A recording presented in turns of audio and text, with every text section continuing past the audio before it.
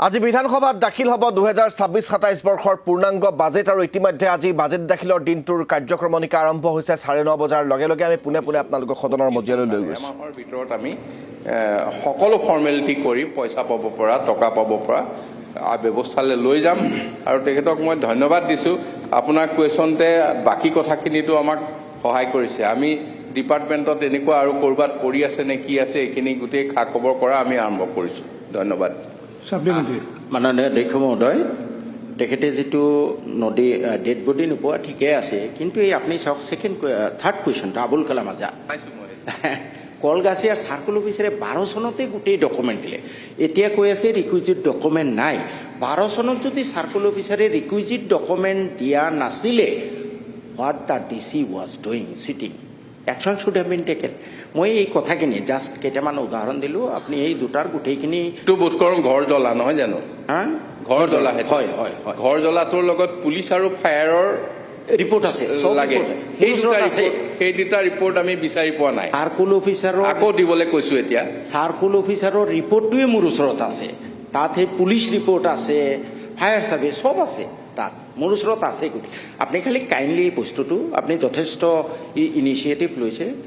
এই যে অফিচিয়েল লেভেলত যিটো দিলি ডেলিং টেকটিক্স, এইটো অকণমান কাইণ্ডলি যাতে আৰু ভৱিষ্যতে নহয় আপোনাৰ দিনত সেইটো চাব। অধ্যক্ষ মহোদয়, মই অৱশ্যে ফায়াৰ আৰু পুলিচৰ ৰিপৰ্টটো পোৱা নাই, চাৰ্কুল অফিচাৰৰ ৰিপৰ্ট পাইছোঁ। যদি আপুনি আছে অনুগ্ৰহ কৰি মোক কপিটো দি দিব।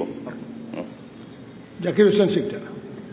অধ্যক্ষ ডাঙৰীয়া, মন্ত্ৰী ডাঙৰীয়া ইতিমধ্যে জনাইছে যে অলপমান নিয়ম শিথিল কৰিব। মোৰ সমষ্টিৰ বৰপেটা ৰেভিনিউ চাৰ্কুলৰ আণ্ডাৰত যোশীহতী গাঁৱৰ হামিদ সিকদাৰ নামৰ এজন ল'ৰা যোৱা 15 জুন তাৰিখে বেকী নদীত নিখোজ হয়।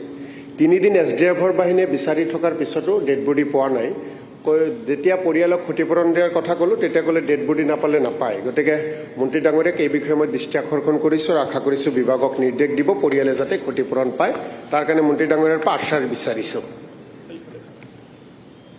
মাননীয় অধ্যক্ষ মহোদয়, ইয়াৰ মূল বিপদটো হৈছে কি আইনখনে সেইটো অনুমতি দিয়া নাই। গতিকে এই ক্ষেত্ৰত পুনৰ বিবেচনা কৰিবলৈ কি ৰাস্তা ওলায়, মানে প্ৰত্যেক ঠাইতে এনেকুৱা হৈছে, যদি ডেড বডিটো নাপায় 7 বছৰ অপেক্ষা কৰিব লাগে। এতিয়া 7 বছৰ অপেক্ষা কৰিব লগাটো এটা মানে সেইটোত সহায় কৰি 7 বছৰৰ পিছততো আৰু এটা বহুত দেৰি হৈ যাব নহয়। গতিকে এই কথাটো মই পুনৰ বিবেচনা কৰাৰ কি ৰাস্তা আছে অতি সোনকালে চাম, যাতে ইয়াত অন্যান্য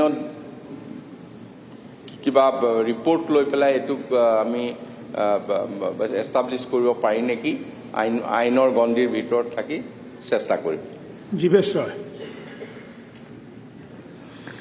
ছাৰ, মোৰ 10 নং বিলাসীপাৰা বিধানসভা সমষ্টিত গছ ভাঙি মানুহৰ ভালেকেইগৰাকীৰ মানে 2জনমান মানুহৰ গছৰ পৰা পৰিও মৃত্যু হৈছে। গতিকে এই সংক্ৰান্তত আমাৰ ৰাজহুৱা বিভাগে কিবা চৰকাৰী সা সুবিধা প্ৰদান কৰাৰ কিবা ব্যৱস্থা আছে নেকি মই জানিব বিচাৰিছোঁ।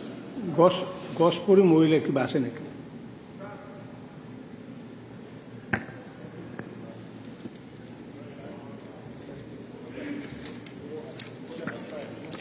আমি ধুমুহাৰটো আমি হেৰি বুলি ধৰোঁ, ধুমুহাত যেতিয়া হেৰি হয় কি কয় এইটো কিন্তু এতিয়া গছত উঠি তাৰ পৰা পৰিছে। গতিকে এইটো এক্সিডেণ্টৰ ভিতৰত পেলাই ল'ব লাগিব। এক্সিডেণ্ট হ'লে 2 লাখ টকা দিব পাৰি। এইটো কেনেকুৱা এক্সিডেণ্ট হয় এইটো ঠিক আছে, হ'ব, এইটো নিশ্চয় কিবা দুৰ্ঘটনাতে পৰিলে আমি কিবা এটা সহায় কৰিম। ঠিক আছে। আফতাবুদ্দিন মোল্লা। মাননীয় অধ্যক্ষ ছাৰ, মাননীয় মন্ত্ৰী ছাৰক মই সুধিব খুজিছোঁ যে মোৰ জলেশ্বৰ সমষ্টিত ইতিমধ্যে প্ৰবল গৰাখহনীয়ে বহুতো ঘৰ বাৰী গৈছে। তাৰ ভিতৰত বিশেষ কৰি এই যোৱা 4-5 দিন আগত সাতভান্তি জলেশ্বৰ 7 ভেন্টি বুলি এখন ঠাই, তাতে প্ৰায় 12টা পৰিয়াল ইতিমধ্যে মানে একেবাৰে ভাঙি চিঙি শেষ হৈ গৈছে। আমি চাৰ্কেলক জনাইছোঁ, মাননীয় DC সাহেবক জনাইছোঁ। তো মই মন্ত্ৰী মহোদয়ৰ পৰা এটা আশ্বাস বিচাৰোঁ যে এই পৰিয়ালকেইটাই যাতে ক্ষতিপূৰণ পায়। এইখিনি মই আবেদন কৰিছোঁ। অধ্যক্ষ মহোদয়, এই পৰিয়ালসমূহ চৰকাৰী মাটিত আছিল নে নিজৰ ম্যাদী মাটিত আছিল? মেডি মাটিতে আছে হে? মেডি মাটিতে। ম্যাদী মাটিত যদি কোনো অসুবিধা নাই, আমি তেওঁলোকক ৰিহেবিলিটেড গ্ৰাণ্ট দিব পাৰিম। ঠিক আছে, এপ্লাই কৰিব দিব। Question number 82 Rihon Daimari.